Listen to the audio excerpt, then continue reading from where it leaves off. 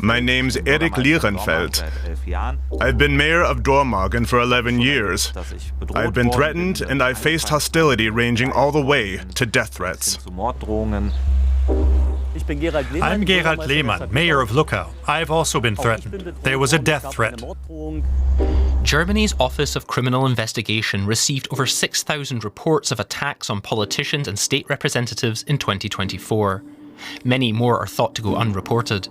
Many of those targeted refused to appear on camera for fear of yet more publicity. How did it come to this?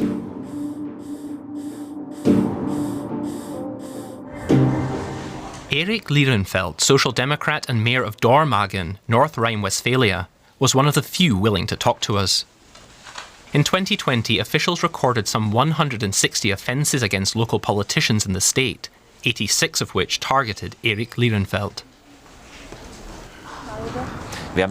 For many years now, we've observed a policy of zero tolerance in Dormagen, meaning without exception, every affront, threat, or attack is prosecuted, because it's important for culprits to know there will be consequences. That evening, Lirrenfeld heads to a naturalization ceremony in Dormagen, an uplifting occasion in his eyes. He sees it as important for new citizens to understand that democracy entails certain duties: to vote, to get involved in the community. Not everyone approves of his welcoming policies towards refugees. Some respond with open threats. When you get a death threat, that has a profound personal effect. There was so much hostility during the COVID pandemic. It made me think hard because I was just doing my job. I faced so much hostility and many threats. That does something to you. You wonder if what you're doing is right. You discuss security with the police, and they advise you to change your daily routines, restricting you in your own life. The state of Brandenburg in eastern Germany is a stronghold of the far-right Alternative for Germany party. It's no secret that this is also a hotbed of right-wing extremists and conspiracy theorists.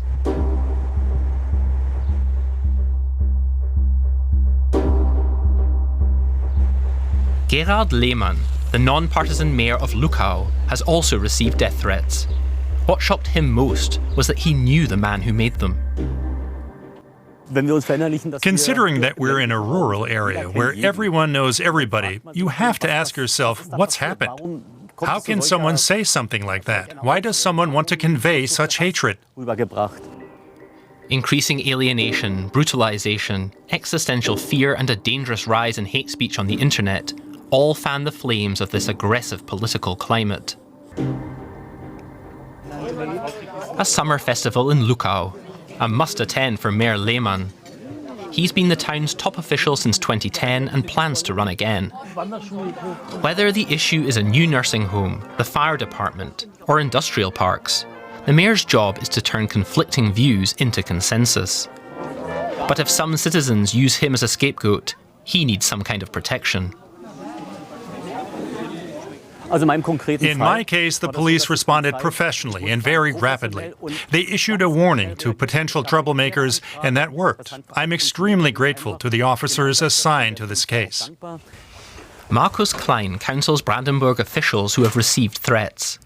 He says police and state prosecutors need to act decisively, and citizens need to cultivate greater empathy overall.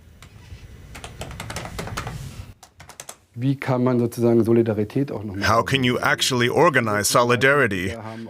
In their feedback, several local politicians said it was enormously important to them when everyone else in local government showed solidarity with them, across party lines.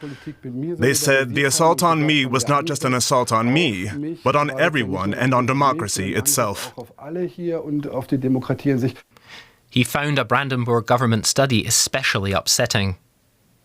It said nearly 40% of all officials, elected and appointed, had experienced assaults in recent years. And the sheer size of this figure is what surprised us. We can assume that the real numbers are much higher. More and more often, local politicians end up leaving office, especially when members of their families are threatened. But that's not an option for Gerald Layman. Criticism can be productive as long as it doesn't turn personal and you don't regard people holding other views as enemies. You can say, yes, this person has a different opinion. I accept that, and through debate, let's find what's best for the community. Erik Lirrenfeld also refuses to be intimidated. He's decided to run for office again. In the end, what's decisive is solidarity, to show we won't let enemies of democracy influence us. For that, we must stand united.